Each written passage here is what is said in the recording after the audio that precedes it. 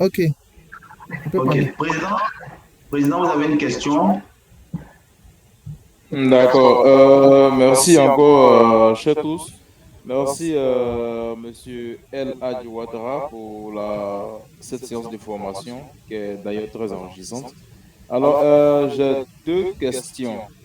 Déjà, la première question, elle est relative au choix des plateformes que nous allons certainement utiliser pour la communication sur peut-être notre branding personnel ou même sur la marque d'un produit, certainement. Alors, comment se fait le choix de cette plateforme-là? Déjà, est-ce que je savoir, est-ce qu'il y a des sites sur lesquels on peut trouver les données pour pouvoir se positionner? C'est-à-dire sur une plateforme de communication telle que peut-être Facebook ou LinkedIn et autres. Maintenant, ma deuxième question est de savoir à quel moment pourrons-nous dire qu'une une campagne publicitaire, voilà, a fonctionné, a marché, a eu du succès. Les D'accord. indicateurs, bien évidemment. Merci. Merci beaucoup pour ta question. Est-ce que quelqu'un peut réagir sur la première question? Dans ce que j'avais donné comme information pendant la présentation. Non, juste pour voir si quelqu'un a compris, quoi. D'accord, c'est pas bien grave. Je disais en fait, Monsieur Bléchal, ta main est levée, hein, tu veux parler? Je disais en fait au niveau du choix de la plateforme, qu'il est beaucoup important en fait de plus miser sur l'humain, c'est-à-dire votre cible, d'accord? Et donc, c'est de sonder. Les données, on peut avoir aujourd'hui sur plusieurs plateformes. Mais personnellement, avec mon expertise, mon expérience en agence, mon expérience en tant que freelance et tout ça, je ne recommande pas ça en fait. Dans le milieu, on se connaît, il y a des personnes qui utilisent ça et tout ça. Mais après, tu l'utilises pourquoi? Quel est l'objectif? C'est pour vendre ou bien c'est pour faire plaisir aux gens? Si c'est pour vendre, c'est pas recommandable. Mais si c'est pour juste avoir assez de données, faire des chiffres, montrer aux gens que tu as assez de données, ça c'est un autre objectif à part entière. Mais si c'est pour vendre, c'est pas recommandable. Le truc, c'est que nous-mêmes, aujourd'hui, à travers les leviers, on peut avoir nos propres données. On peut faire des sondages à travers des formulaires très rapidement. On crée un formulaire très rapidement aujourd'hui avec Google Form. On met à la disposition, on met un petit budget dessus.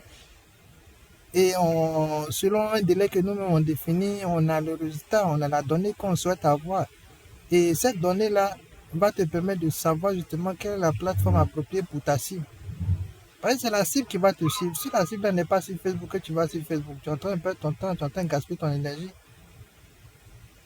Après, on ne dit pas d'attendre forcément le résultat du sondage avant de se lancer. Naturellement, on démarre avec quelque chose, on démarre sur une plateforme. Mais comment savoir que ta plateforme, là, tu es en train de perdre ton temps, mais elle sera rentable pour toi? C'est ce sondage-là qui va te permettre de savoir que tu es en train de perdre ton temps ou pas, en fait. Et tu as des key métriques. Aujourd'hui, Meta te donne un outil. Déjà, attends, je mets ça dans le chat pour ne pas oublier. Meta te donne un outil qu'on appelle Suite Business qui te permet aujourd'hui de suivre tes key métriques. Mais comment suivre tes key métriques là, ça, je ne pourrais pas vous donner parce que ça, c'est très pratique. Peut-être pendant une autre session, on pourra voir, ou bien dans le livre, ceux qui vont acheter vont voir les différents cas pratiques. Mais je veux dire, aujourd'hui, avec Suite Business, on a la possibilité d'avoir des key métriques. Si vous souhaitez pas, vous ne souhaitez pas, je veux dire, procéder par sondage, que vous lancez votre page. L'exemple se penche par exemple sur Facebook. Vous lancez votre page Facebook, vous n'avez pas fait de sondage, vous travaillez. Au bout de 2 mois, vous, vous partez directement dans votre interface de Suite Business et vous analysez vos key métriques. Après les indicateurs clés là, ça dépend de vous. Chacun a ses indicateurs. Il y a des personnes qui sont beaucoup amadouées par les likes. Il y a des personnes, pour eux, je veux dire qu'une campagne a marché ou quelque chose a marché bien, c'est les commentaires ou bien c'est les ventes. C'est vous qui voyez. Mais personnellement, moi, le key métrique qui, moi, m'intéresse généralement quand je fais des campagnes, ça dépend de l'objectif. Si l'objectif de campagne, c'est la génération de leads, alors mon key métrique phare ici pour me dire que ma campagne a marché, c'est le nombre de leads que je vais avoir. Si l'objectif de la campagne, c'est vente, c'est le nombre de ventes, tout simplement. Après, si ce sont des publicités organiques, c'est-à-dire on fait notre contenu, on publie, voilà, et puis l'application flotte naturellement sur Facebook, là, on peut peut-être s'orienter sur les likes, commentaires, consomment, mais pour vous dire de façon prompte, hein, moi personnellement, l'histoire de likes, c'est pas trop mon point fort. Parce qu'aujourd'hui, quelqu'un peut voir, et c'est d'ailleurs ce qui se passe sur LinkedIn. Souvent, je fais des posts. Pour ceux qui me connaissent, peuvent déjà checker mon link. Vous allez voir que la majorité de mes publications, j'ai pas assez de likes. Mais par jour, après chaque article, j'ai au moins 2 personnes qui sont dans mon inbox qui veulent collaborer avec moi. Donc, c'est sur ça que je voulais attirer votre attention. Il y a un indicateur clé qu'on appelle l'impression. L'impression, là, c'est le nombre de personnes qui ont vu votre publicité. C'est très important. Je peux voir ta publicité, liker, mais ça ne m'intéresse pas. Tout comme je peux voir ta publicité, je vais pas m'engager avec ta publicité, mais je rentre directement dans ton inbox. Donc ici, l'indicateur que moi, personnellement, je mets plus en avant et que je peux recommander pour des publicités organiques, c'est l'impression. Après, les likes, c'est plus pour pour se dire, je suis fort, j'ai publié, j'ai eu 1000 likes. Nous tous, on connaît aujourd'hui, enfin, entre nous, les puristes, on sait comment faire pour avoir des likes. Pour lancer un direct et puis dire il y a 1 million de personnes connectées, on sait, on se connaît dans le réseau. C'est pas tout qui est vrai. Bon, c'est pas tout on dit parce qu'il y a une question d'éthique. Donc, il y a ce qu'on appelle aussi secret professionnel. C'est pas tout on dit aux personnes qui sont pas dans le domaine. Entre nous, les puristes, on sait. Mais pour des recommandations, en tant que, je vais dire qu'en tant que qui métrique, les likes là, c'est pas forcément pertinent, quoi. Mais ce qu'il faut retenir, c'est votre objectif. C'est l'objectif qui va vous orienter sur votre key métrique, en fait, tout simplement. Et pour faciliter cela même, comment choisir son key métrique en fonction de l'objectif des campagnes. Pour ceux qui vont faire la publicité, vu que le guide est orienté publicité, vont trouver cette partie-là dans le livre, en fait. Parce qu'après chaque cas pratique, on explique. Merci beaucoup. Je pense que vous avez répondu à la question de M. Emmanuel. M. Emmanuel, est-ce que c'est bon, président? Oui, c'est super, c'est bon. Merci beaucoup. Alors, vous m'avez dévancé, M. Ouattara, vous m'avez dévancé. J'allais vous poser la question au niveau de LinkedIn, parce que c'est très difficile, la publicité sur LinkedIn. Et vous avez vraiment dévancé ma question. Alors, sur LinkedIn, comme vous avez dit, c'est sur les impressions qu'il faut se focaliser. C'est bien ça. Hein? Je n'ai pas dit qu'il faut se focaliser. Ça dépend en fait du créateur de contenu. D'accord. Moi, je suis plus orienté impression. D'accord. Parce que déjà, la publicité sur LinkedIn est très coûteuse. Pour avoir essayé de faire la publicité sur LinkedIn, je peux dire que vraiment c'est très coûteux. En effet. Et c'est rare que tu obtiens des likes comme tu le veux au fait. L'objectif en termes de likes, c'est très rare. Donc, si quelqu'un voudrait faire la publicité pour les entreprises, qu'est-ce que vous recommanderiez exactement en termes de stratégie? Sur LinkedIn, ça tombe bien parce que là, je suis en train de préparer, enfin, mon équipe et moi, nous sommes en train de préparer une stratégie pour un grand groupe là, orienté LinkedIn. En fait, c'est de faire un mélange des deux, en fait. Parce que le truc, c'est quoi? Non, pour des grosses structures, c'est pas dans votre cas. Là, je pense que c'est une question plus pour vous-même. Là, je vous dis directement un mélange des deux. Et le deuxième même, c'est pas obligatoire parce que c'est pas évident. Toi, Aubert, toi, tu as pu constater, mais c'est pas tout le monde qui sait en fait que sur LinkedIn, les publicités sont chères. Et qui va débourser en tant que débutant, va débourser 50 $ pour faire une campagne qui ne va pas porter. C'est clair. Donc, c'est la publicité organique qu'il faut faire en fait sur LinkedIn. Mais là encore, là. J'ai une très mauvaise expérience de LinkedIn en termes de publicité. C'est pour ça que je vous pose la question. C'est pas faux. Ça, c'est inévitable, mais je veux dire, quand tu mets du budget, il n'y a pas de raison que ça ne marche pas. Hein. ça marche à Mais la perfection. Quand tu configures bien, quand tu mets le budget qu'il faut, ça marche à la perfection. Le volet mais organique, en fait, le est-ce que volet la organique, beauté, ce que les gens ne font pas, c'est la collaboration. La collaboration d'accord, dont on parle ici, c'est pas rentrer forcément dans le privé, dans l'inbox privé de quelqu'un, échanger avec la personne, signer un partenariat. Non, il s'agit tout simplement de pouvoir interagir sur le poste de quelqu'un d'autre. Je fais ma publication, tu es toujours en contact avec mes publications. Le jour où tu fais ta publication, je viens, je commente aussi, je partage, je like.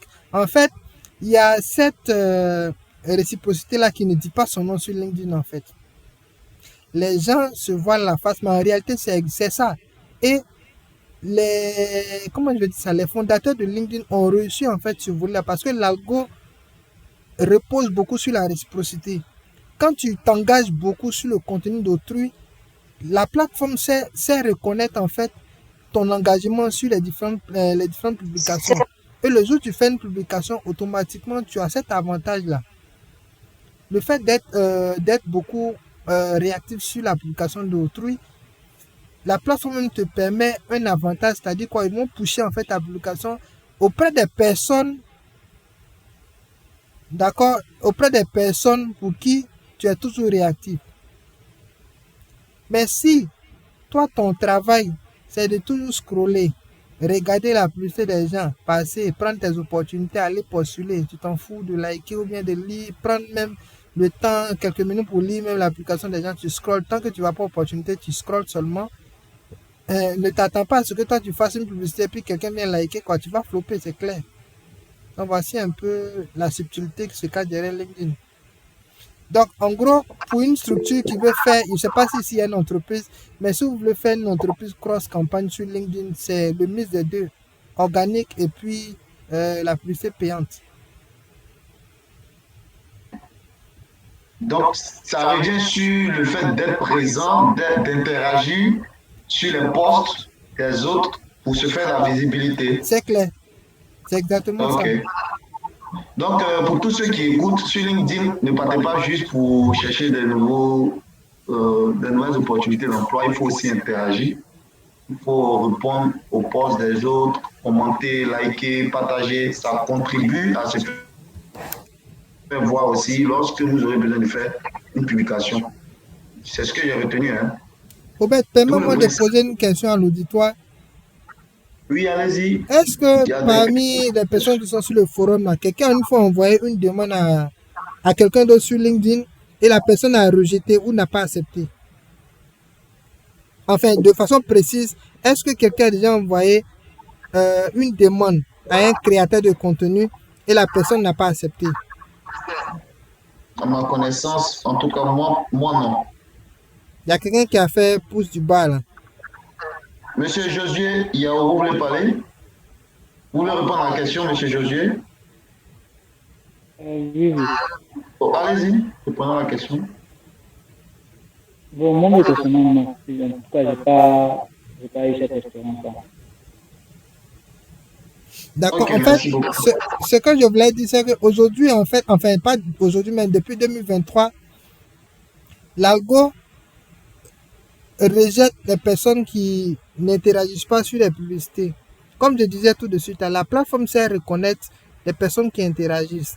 Donc, moi, en tant que créateur de contenu, je prends un exemple. Moi, je ne rejette pas les demandes comme ça. Si on se connaît dans la vraie vie, je vais t'accepter. Si on ne se connaît pas là, je fais flopper. Parce que ça ne sert à rien, en fait. C'est un réseau social en cause avec les amis. Donc, ce que je veux dire, c'est que si vous ne réagissez pas et que quelqu'un vous accepte dans son réseau, en tant que créateur de contenu, ça baisse sa performance. Et c'est ce principe-là qui fait que les créateurs de contenu en vogue, enfin les personnes qui ont facilement les 100 et plus likes, là, ils ne vont pas accepter votre demande parce que voilà, vous allez faire baisser leur code de popularité dans l'algo. Donc, ils ne vont pas accepter. Souvent, c'est mal interprété, mais c'est la raison qui est là, en fait. D'accord. Donc, c'est une forme de comment dirais-je, de compte, au fait. Tout à fait. Généralement, quand tu vois un créateur de contenu sur LinkedIn, il cherche une visibilité professionnelle. Ok, Donc, il va pas permettre à quelqu'un de venir, voilà, tuer son travail. d'accord. C'est bien noté. Alors, il y a Abiba Ouattara qui a une question à poser. Ensuite, Emmanuel Akou, président Emmanuel Akou qui a une question. Abiba, vous avez la parole. Vous pouvez ouvrir votre micro et poser votre question. Je pense que je devrais vous Abiba, laisser. on a presque fini, mais Abiba Ouattara, vous pouvez poser votre question, s'il vous plaît. Excusez-moi, bonsoir à vous. Je viens juste de rejoindre le lien, donc je sais pas le contenu, je sais pas trop ce qui se passe sur cette plateforme. Malheureusement, nous allons allègrement vers la fin. Donc, je pense que le conférencier va nous envoyer la documentation. Donc, vous allez recevoir la documentation, mais nous allons allègrement vers la fin. Malheureusement, on ne pourra pas revenir sur certains éléments qui ont été déjà dit, malheureusement. Ok, pas grave. Si vous avez des questions d'ordre, je ne sais pas, si vous avez des questions sur le thème, il pourra répondre. Si vous avez une question particulière sur le thème, vous la posez et puis il va répondre. Oui, bon, il a parlé de ne pas scroller les publications sur LinkedIn. Allô? Oui, on vous écoute. Alors, continuez, on vous écoute, continuez. Elle est partie, malheureusement. Il y a Emmanuel, président Emmanuel, ensuite M. Seyi Madoché qui va poser sa question. Président Emmanuel, vous avez la parole. Monsieur Ouattara, Oui, j'ai bien président. envie de savoir, relativement au taux d'engagement dont vous avez parlé tout à l'heure, je me dis que bon, moi, c'est ce que je me dis, hein, qu'elle est relative en fait à quelque part à notre ligne éditoriale. Du coup, j'ai bien envie de savoir quelles sont bon, relativement à la ligne éditoriale, quelles sont les heures propices pour faire un post, disons, sur LinkedIn, les heures les plus propices pour avoir de l'audition, de l'auditoire, pardon. Bon, président, cette question d'heure là, elle est beaucoup controversée sur Internet. Parce que moi, je peux vous dire, l'heure propice, c'est matin. Quelqu'un peut vous dire, lui, son heure où ses publications marchent là, c'est le soir. Donc, en fait, ça dépend. Hein. Vous-même, vous avez dit tout de suite, elle est relative. Après, moi, ce que moi, je peux recommander toujours, c'est des tests. Dans le domaine digital, là, on ne fait que des tests. Après les tests, on audite, on prend ce qui marche, on améliore au fur et à mesure, tout simplement. Donc, pour maîtriser l'heure, il faut publier dans une journée, bien sûr une semaine, il faut publier à des heures décalées, mais je veux dire au moins 5 fois, 6 fois. Il n'y a pas de limite de publication. D'aucuns diront que dans la journée, il faut publier 3 fois, il faut publier 2 fois, il faut publier 1 fois. Tout ça, c'est encore controversé, ça dépend de l'expérience de tout un chacun. Aujourd'hui, par exemple, la durée de vie d'un poste là, c'est très limité.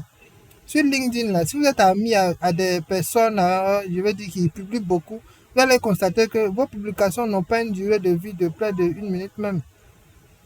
Donc, si on va sur ce plan-là, pour une durée de publication, de vie en fait d'une publication qui ne fait pas plus d'1 minute, vous publiez et vous ne publiez plus pendant la journée, est-ce que votre publication a été vue? Non. À condition que votre cible vienne directement sur votre profil et ils verront directement des publications qui sont rattachées à votre compte. Sinon, sur le volet public, là, ça ne sera pas vu. Pareil pour Facebook. Toutes les plateformes, il y a une durée de vie de publication. Dès que vous connaissez ça, là, dès que vous connaissez ça, vous maximisez en fait. Moi, je ne vais pas recommander à quelqu'un de se fixer une limite en termes de publication. Si vous voulez connaître la fréquence, vous publiez matin. Moi, généralement, pour ceux qui me connaissent ou ceux qui me suivent, vont comprendre que généralement sur LinkedIn, quand je dois publier, c'est le matin. Et j'ai mes raisons. Les raisons ne sont pas forcément liées, comment on appelle ça, aux résultats escomptés. À quelque part, c'est lié, mais à quelque part aussi, c'est en fonction de ma disponibilité. Et j'ai cadré ma disponibilité par rapport à ce que mon audience demande, par rapport à leur temps. Mais tout ce que je dis là, c'est pas du jour au lendemain. J'ai fait des tests et je continue de faire des tests parce que ça fait pratiquement une semaine que j'ai tout stoppé. Je suis en train d'auditer. Mais quand je reviens là, c'est pour répondre aux besoins. C'est pour améliorer ce qui n'a pas marché. Nous aussi, on fait des erreurs.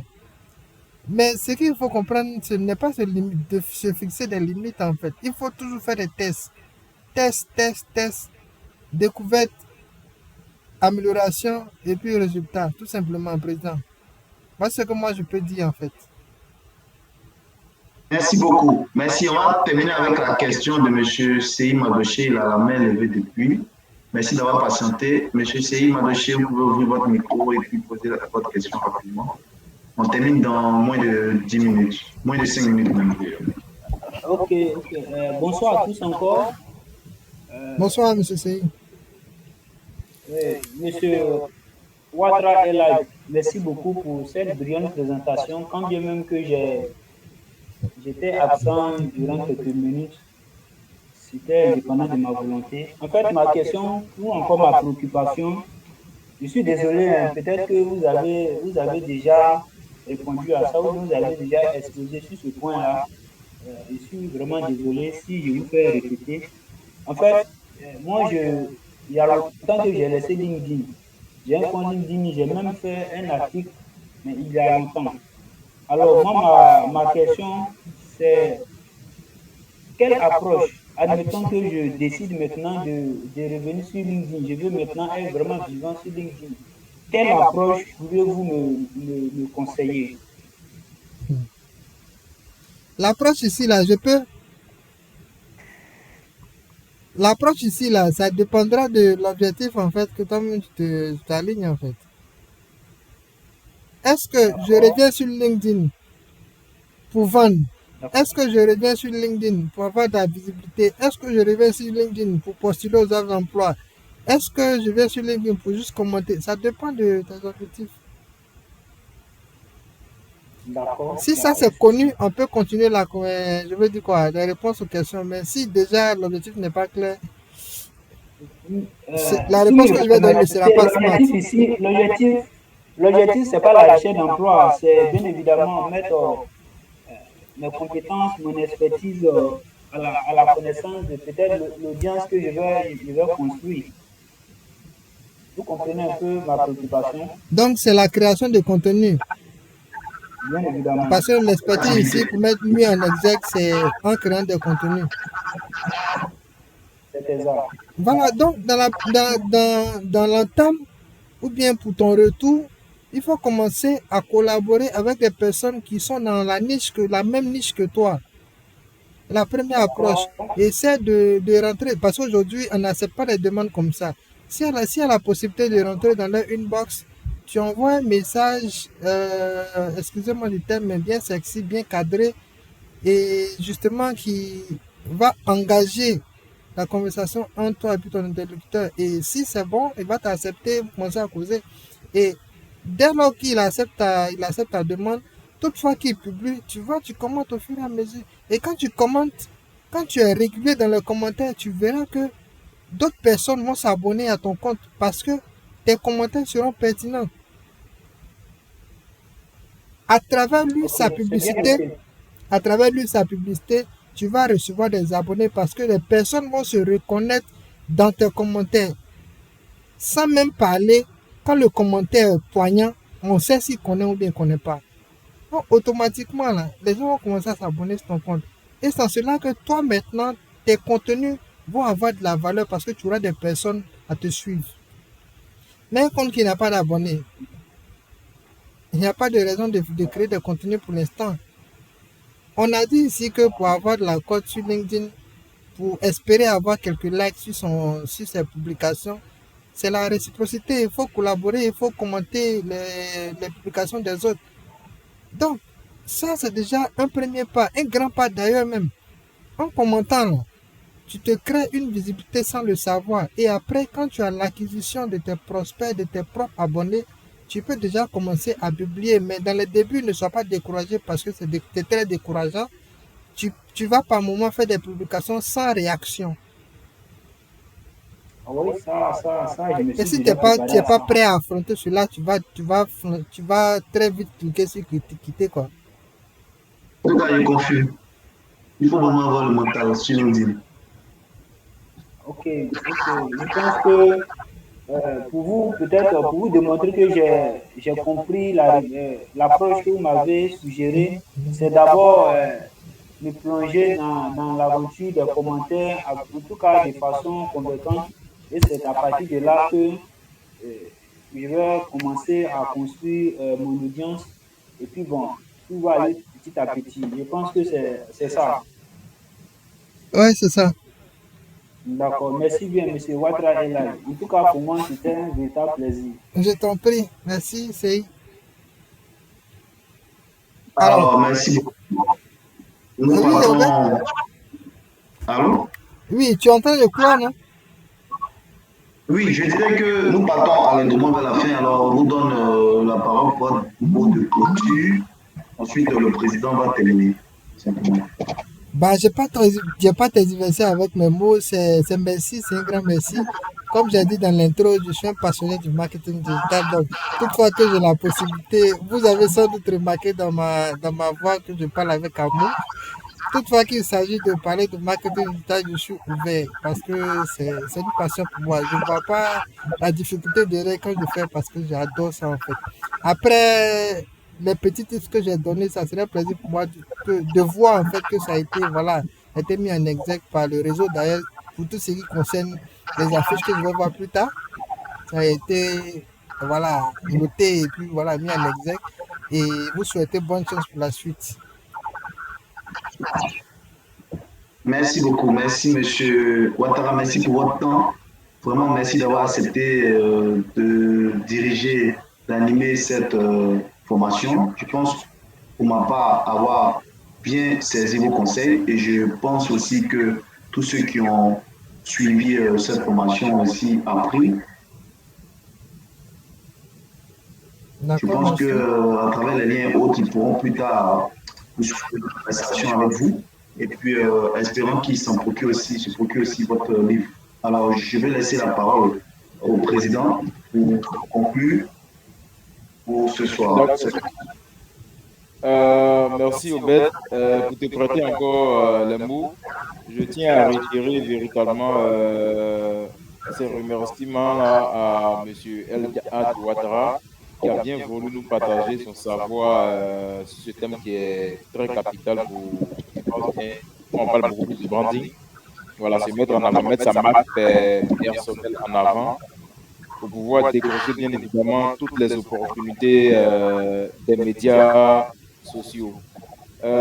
Du coup, là encore, je dis à M. El Hadj Ouattara qui sera encore très bientôt sollicité pour nous parler pour nous parler éventuellement de marketing digital parce que là, on pourra dire que nous avons fait seulement l'introduction. Je pense qu'il y a assez de choses quand même dans le ventre encore à nous partager et je pense que très bientôt, il sera encore parmi nous avec bien évidemment sa permission. Merci Obed, merci à tous et je souhaite une excellente soirée à tout le monde. Merci à vous. Merci, au revoir. Excellente soirée à tous. Merci d'être présent. Très bientôt. On se retrouve sur les professionnels de la vente, comme toujours. Au revoir. Merci.